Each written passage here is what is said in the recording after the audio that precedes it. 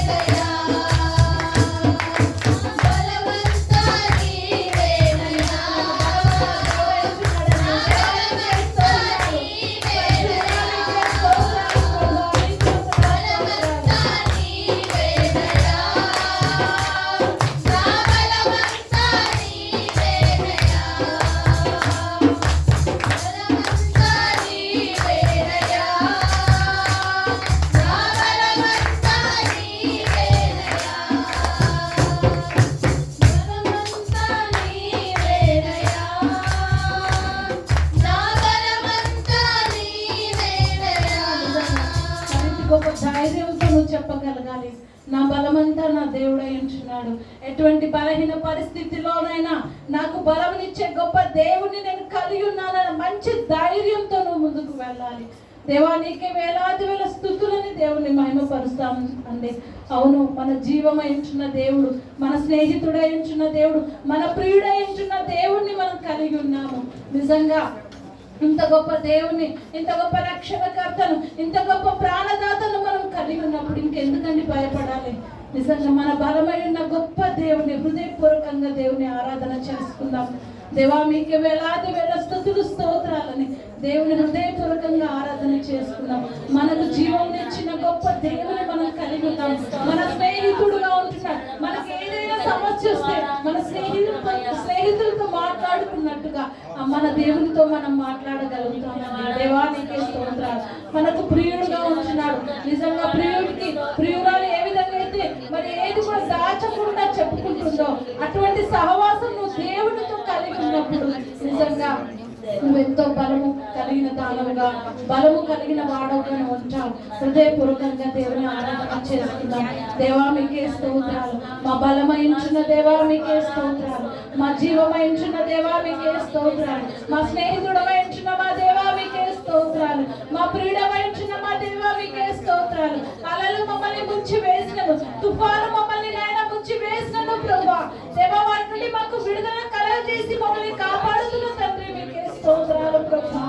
దేవా మీ ఉచితమైన కృపలో మమ్మల్ని జ్ఞాపకము చేసుకున్న మా తండ్రి మీకే స్తోత్రాలు, స్తోత్రాలు, స్తోత్రాలు, స్తోత్రాలు, స్తోత్రాలు ప్రభువా.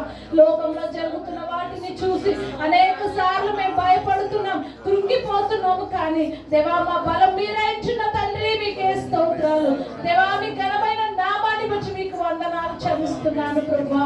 ఇంతగా మీరు మమ్మల్ని కాచి కాపాడుతున్న దేవా, ఇంతగా ప్రేమిస్తున్న మా తండ్రి మీకే స్తోత్రాలు. నాయన స్తుతులపై ఆశీర్వమైన మా దేవా, స్తుతులకు పాత్రుడా మీకే స్తోత్రాలు ప్రభువా.